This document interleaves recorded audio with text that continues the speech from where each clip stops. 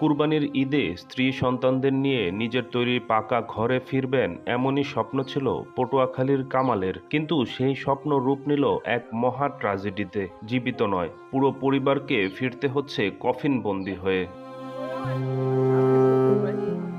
জীবিকার তাগিদে দীর্ঘ ৩০ বছর ধরে নারায়ণগঞ্জের ফতুল্লায় ভ্রাম্যমাণ সবজি বিক্রি করতেন ৪৫ বছর বয়সী কামাল। গত রোববার ফতুল্লার গিরিধারা এলাকার একটি ৯ তলা ভবনের নিচতলার ফ্ল্যাটে গ্যাস লাইন লিকেজ থেকে ভয়াবহ বিস্ফোরণ ঘটে।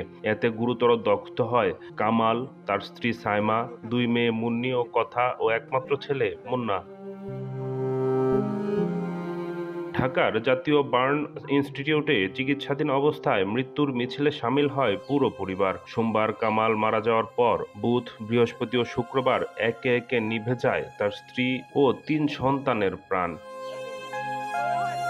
একই পরিবারের সবার এমন করুণ মৃত্যুতে স্তব্ধ পটুয়াখালীর বাউফলের উত্তর কনকদিয়া গ্রাম। সোমবার কামালের দাফন সম্পন্ন হলেও শনিবার সকালে জানাজা শেষে তার কবরের পাশে দাফন করা হবে স্ত্রী ও সন্তানদের।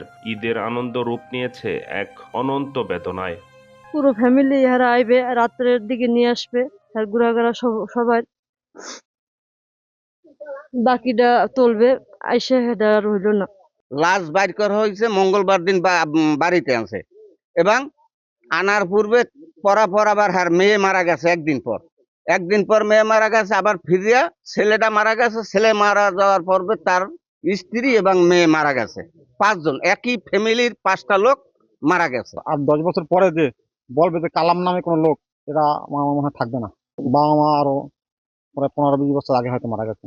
এই বাড়িতে তাদের একটা বিল্ডিং উঠেছে, কিন্তু ছাদ দিতে পারে না, অভাবের সংসার তো, এই জন্য ছাদটা এখনো পর্যন্ত দিতে পারে নাই।